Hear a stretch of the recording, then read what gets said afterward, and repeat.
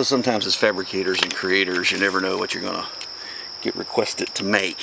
And this is one of those days where I'm doing something a little strange. But it's a good chance to use this bender to bend rebar. And I'm really a little surprised at how easily it bends this stuff.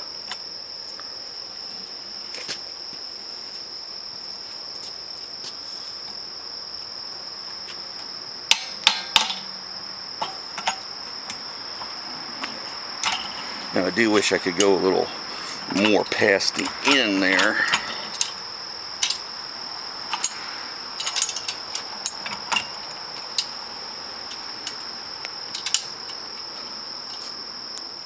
You just have to get the pressure off of it. 1 inch bend and die.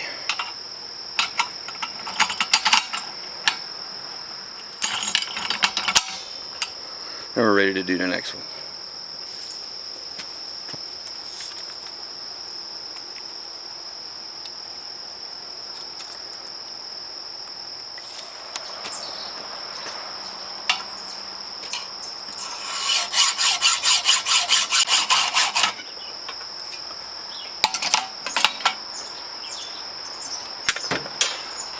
And you just snap it off.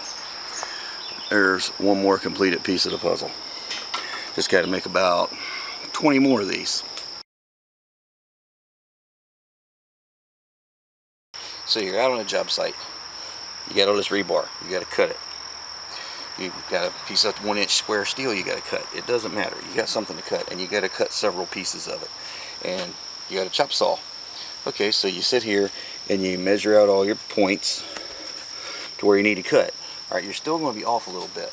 Now let's say you want all these to be exactly the same. So what do? You really need a stop. But you don't have it. So you do have your tape measure. So what do? This is where a cinder block or some other heavy item comes in handy. Now I know that each one of these needs to be 15.5 inches. So I'm going to make sure I got my saw on some fairly level ground here. There. And then I'm going to go ahead, man, I got that close. Through. Remember, measure twice, cut once. Let's go ahead and bring it up and touch it.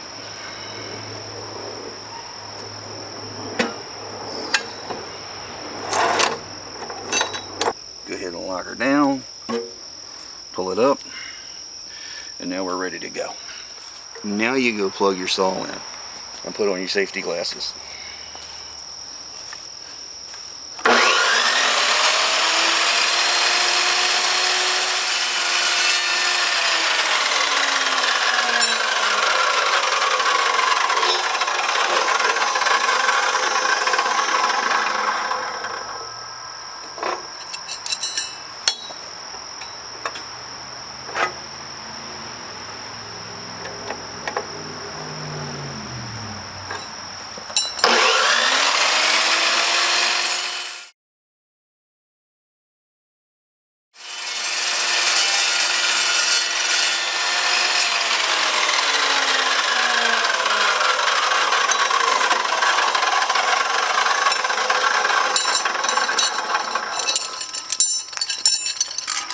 And there you go. Now all I got to do is go back over to the bender, bend them up, and I'm ready to go. And I got a little spare piece for playing with. Okay, so we need to heat this up and close up the gap. And I'm out of acetylene. I'm getting ready to do that backwards. There we go. Alright, so I'm out of acetylene. So I'm going to do the next best thing. Nap gas.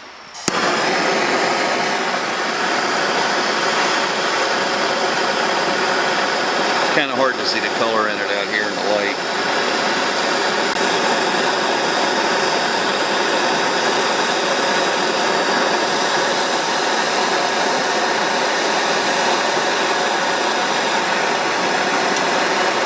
And we're starting to turn a nice red.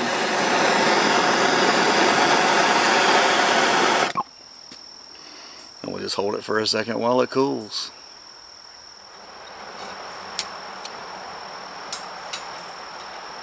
And there we go.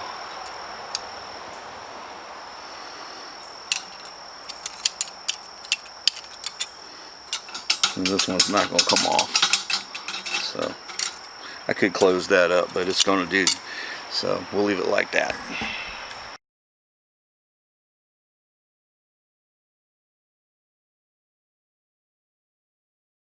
It's a takeoff on something I learned as a kid. The problem my client had was trying to keep animals from coming under her fence. So you take a piece of rebar, and she wanted this thing to be able to go in 10-foot sections. So you take a piece of rebar and you bend an eyelet on each end. Then you take another piece of rebar, shorter, and you bend an eyelet to go inside of that eyelet. And then, depending on how many you want to put, you do the same thing along the length of the main rebar. You can then take this whole assembly. The ends will keep these pieces from sliding off. And depending on your soil, sometimes 12 inches is enough, sometimes 2 or 3 feet is enough. You drive it into the ground along the bottom of your fence. And basically what you do, here's your fence post, or in this case, a metal T-post. You end up with it right above the ground level, catching the bottom of your fence. And this is just regular roll-out metal fencing. You take some masonry wire or some stainless steel wire or whatever, and you tie this main rebar to that fence. Plus these are driven in the ground. So what that does is it makes it hard for an animal to pick the bottom of the fence up. And then if they do try to dig under, they're likely to hit one of these bars. Now, yeah, sometimes you end up having to put these bars like 6 inches apart or so, and sometimes tighter, just depending on what you're dealing with. But after you do this in the places they try to go under, they'll usually quit. Now, some worst case scenario, you may have to go all the way around. I've heard of it. I'm not an expert on this subject, but I have made a few of these over the years for folks, and this was no exception. So that's what I was making today. But it was a good use for the bender, and we did get to heat and bend some metal, and it made a few dollars to help keep the channel going. So it is a win-win for everybody. I hope you enjoyed it. Thanks for watching. As always, think outside your box, practice your skills, learn a new one. Either way, turn it into craftsmanship. Until next time, this has been Fab Race Mod Repeat. Have a great day.